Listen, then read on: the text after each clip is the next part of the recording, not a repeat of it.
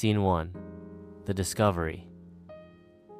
It was a rainy Saturday afternoon, and Jack had nothing to do. His phone battery was dead, the internet was out, and his friends were all busy. Bored, he wandered up to the attic, a dusty place full of forgotten boxes, cobwebs, and silence. He sneezed as he pushed open a creaky wooden chest. Inside, there were old books, yellowed letters, and a leather-bound photo album. Curious, he opened it. Page after page showed black and white photos. People he didn't recognize, places he'd never seen, smiles frozen in time. But then he stopped. There it was, a picture of a boy, about his age, standing in front of a house that looked strangely familiar. The boy had sharp eyes, messy hair, and was wearing a strange pin on his shirt, a silver feather. Under the picture, written in faded ink, Elliot, 1947. Jack blinked. The boy looked just like him. Scene 2. The silver feather. Jack carried the photo downstairs, heart thumping. He showed it to his grandmother, who was sipping tea in the kitchen.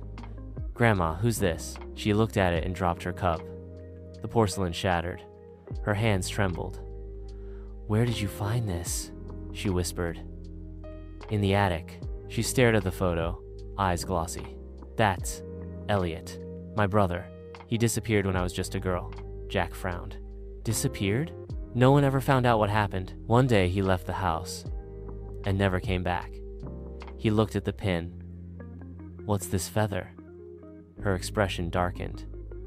"We never knew, but he always said it protected him. He believed in strange things, portals, riddles, old magic. He had a wild imagination." Jack felt a shiver crawl down his spine. That night, he couldn't sleep. The boy in the picture looked exactly like him. Too much. He took the photograph back to his room and tucked it under his pillow. But when he woke the next morning, the pin was on his desk. Scene 3. The portal. Jack stared at the silver feather. Cold, metallic, ancient. As soon as he touched it, something sparked like a flash of lightning behind his eyes. And then, he wasn't in his room anymore. He stood in the middle of a foggy forest, birds calling in the distance, the smell of pine heavy in the air. What the? The photograph was still in his hand. Only now, the boy in it moved. Elliot blinked, then pointed. Jack turned. A wooden cabin stood nearby, moss-covered and silent. Drawn by something he couldn't explain, Jack entered. Inside, the walls were covered with drawings, stars, maps, doors, keys, mirrors, and in the center an empty picture frame. Under it, a carved sentence: "To return, finish the story." Suddenly, a whisper echoed through the room. "You're here, just like I hoped." Jack turned around and gasped. It was Elliot. Scene 4. Two halves of the same coin. Elliot looked exactly like the photo. Same eyes, same voice, even the same scar above his eyebrow. "Who are you?" Jack asked. "I'm you," Elliot replied.